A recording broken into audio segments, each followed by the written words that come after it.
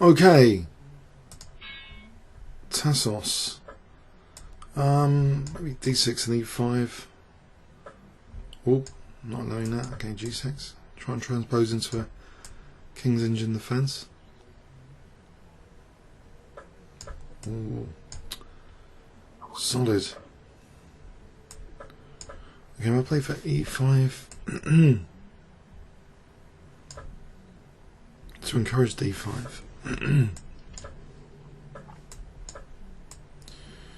I'm playing it like a normal King's Engine, except it's against the fianchetto variation.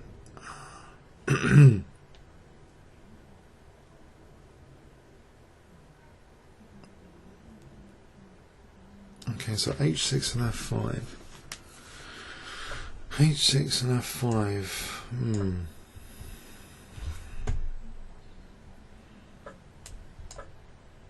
So I play for F4. I know it's crude, but sometimes it's effective. Often. Actually, F4 would be a pawn set now because he's guarding F4 with knight and bishop. But I can get the E5 square. Ooh, weakening the diagonal.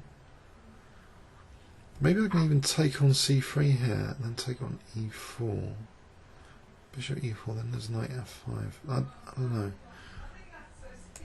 No, actually, I think if I just play this to guard the E6 square, avoid losing the exchange, taking C4 as well. This bishop's not on that diagonal. In fact, how about G5 now? There's knight H5. C6, what about C6? I play Queen B6 and maybe Queen C5 hitting C4. Or even just I don't know if I'd take and encourage taking with knight or G5 first. No, I don't like G5 at all actually, knight H5. I might just bishop D7 and then try and play rook, like rook C8 and then CD, and then maybe C4 is a bit vulnerable. Then again, I don't know, Queen A5 as well.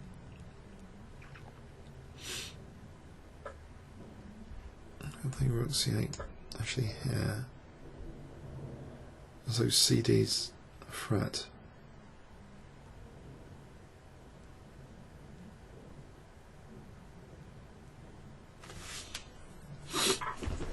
Okay, and capture towards the centre maybe. To keep an eye on D5. Congestion on D5, has to move the bishop. Okay. But now I think G5 and bishop E6 again is tempting, even if knight H5, bishop E6. You take some plays B3 though. So given that, I don't know. What about I don't know, bishop H8 to play G5? Okay, maybe bishop H8. Weakened a bit this, but he has to move that first. Like rook D8, G5 and bishop E6. In that position, I wonder about EF's trying to get the E4 square. And also this bishop might be vulnerable.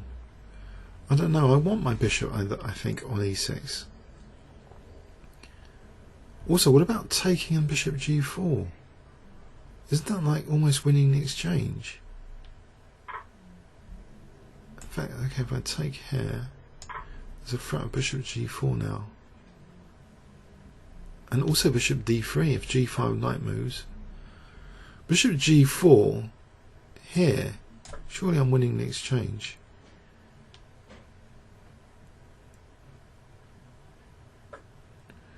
Right, I'll take that exchange. There's knight F5. Also knight G4 might be useful, but knight F5 looks central in attacking the queen. 4 knights together there, quite pretty. So I don't know, get the rook on the central file as well.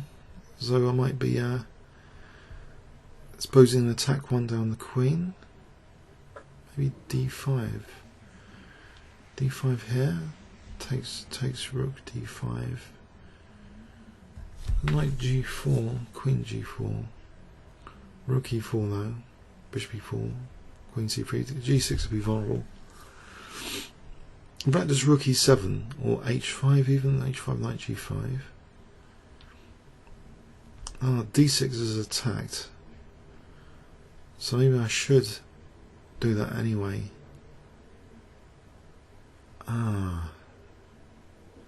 Or wait until it happens. Maybe h5 to play knight g4. What about this is the time for g5? I'll play g5 here. So knight h5 is not hitting the bishop immediately.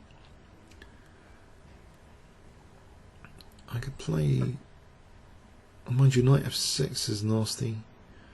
That's correct. There's queen f7. There's rook e6 now, afforded by my last move. I'll play rook e6. Protecting f6, protecting d6. Maybe I can double up rooks. If I double up rooks, isn't there knight f7? And then potentially d5. Oh, there's no... Okay, this diagonal's a bit weaker on that last move though. How about d5 here? Takes queen c6. Surely that's enough pressure, I'm going to go for it. Because of that diagonal. It liberates the position a little bit. Oh. Okay, e5 is a bit vulnerable, but I'll just retreat, connect the rooks. Okay, what's going on here? This knight's poking into these two squares. Also, this bishop's on e5. This knight's not too relevant at the moment. This bishop, there's a lot of pressure here. On the bright side, I'm threatening now. Actually, knight c4 maybe. Then knight e3. You have to do something about this. If takes, rook d5. There's queen c6, but bishop g2. Bishop g2 there.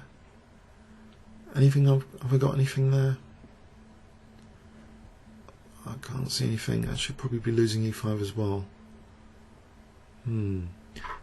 Okay, forcing perhaps rook f5. Right, if I move the rook now, I'll be threatening rook f1. Anything stronger? Nope. Don't think so.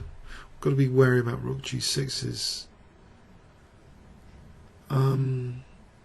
It's only got 30 seconds as well now to finish me off. So what about queen f7 though? Hitting the knight. And rook f1 will be strong. Actually, so queen f7 hitting both knights and rook f1 will be strong. So knight takes f1, rook f1. King g2, that's almost like mating, isn't it? Queen f3, can take on h5 and come back.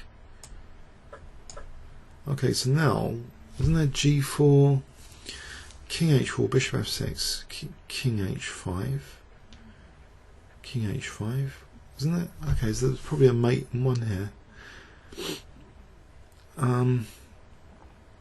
Actually, g6 is covered for the moment, so bishop f6 would threaten g4 mate. There's no queen g6, there's a queen h7. Oh, that's queen d1, queen h7, king takes f8. Is there anything simpler than that? What about just queen takes f8? Just to avoid these threats, and then queen f5.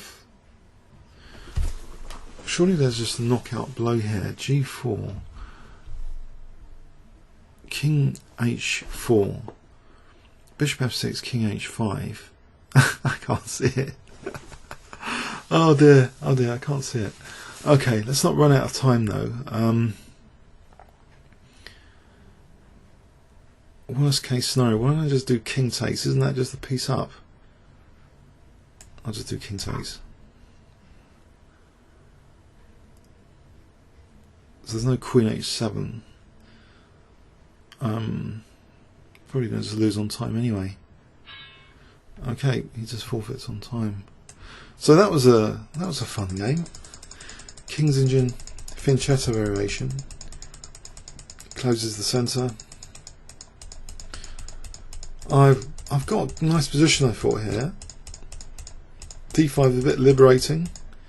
Coming in on the light squares, winning material. Comments or questions on YouTube. Thanks very much.